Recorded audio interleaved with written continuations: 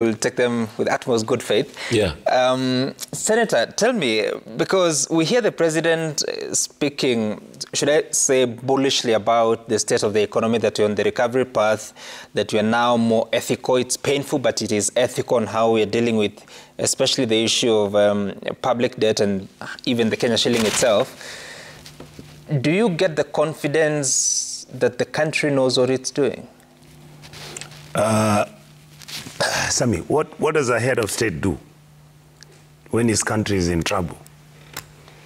He, first of all, issues a presidential speech, which then is meant to preoccupy the issues that are preoccupying his people.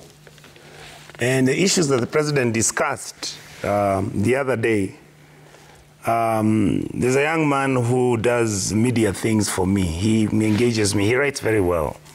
And this is somebody who's been completely crazy about President William Ruto.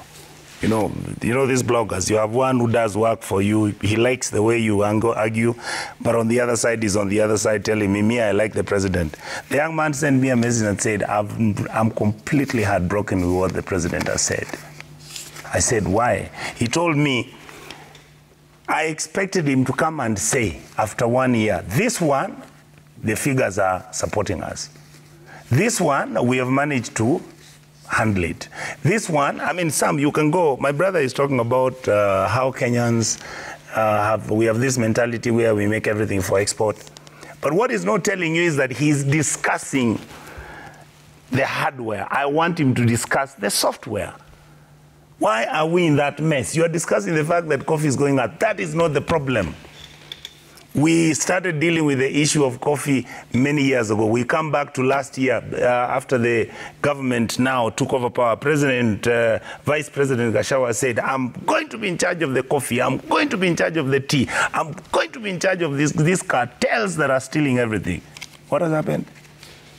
You guys are now saying, oh, the coffee industry has collapsed. Now tea is in a mess. Oh, Then I saw somebody going to Western Province saying, we are going to make sure that Mumias is going to be. We will fix in Zoya. Well, slowly. What are you guys talking about?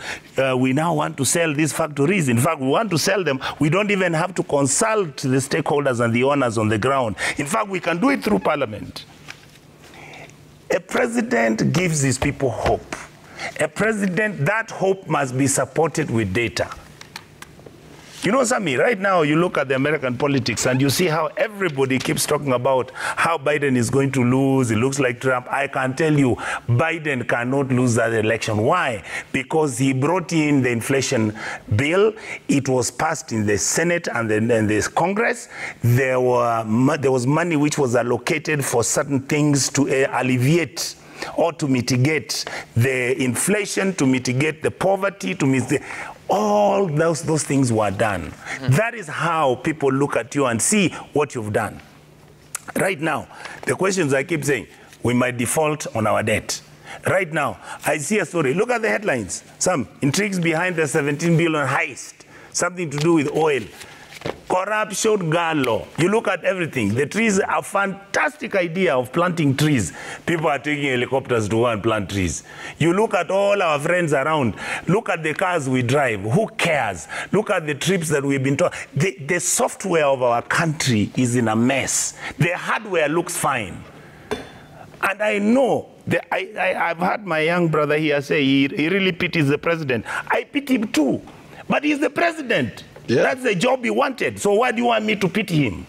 That is the job he's supposed to do. He needs to fix this country. He can't keep taking trips. He can't keep talking stories. Kenyans are saying, Mr. President, you see like the issue of fertilizer. Sammy, haven't you heard Kenyans say wonderful things about the president?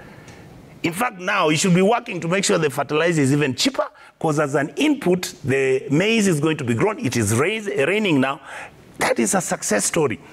NHIF, money has not reached the hospitals. Look at the money for capitation for secondary schools and universities. University students are living in universities right now in destitute conditions. The president never said anything about it.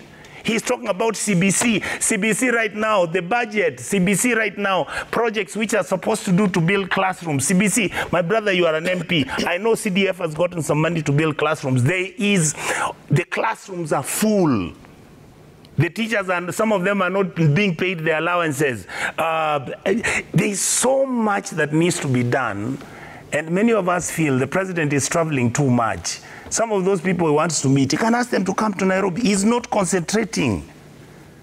He's our head of state. He needs to concentrate. He needs to sit down and solve problem 1, problem 2, problem 3, so that Kenyans can begin to say, good, good, good. Right now, everybody says there's nothing. All the projects the president has promised for the last 1 year, none has started. In fact, I was so relieved when I saw the houses being done in Kibra. At least they have come up. You can see some of these houses being built. There are 2, 3. The point is, my brother, today if I asked you about the policy on the housing appropriate, I am a senator. I don't know. I don't know who's going to buy the house, how much they'll pay. Why is that difficult? Then you have the controller of budget comes and says, you see those 2 billion, 12 billion we have collected? I don't know where they are. And nobody in government says anything. So what is the solution? Because we keep talking about this. They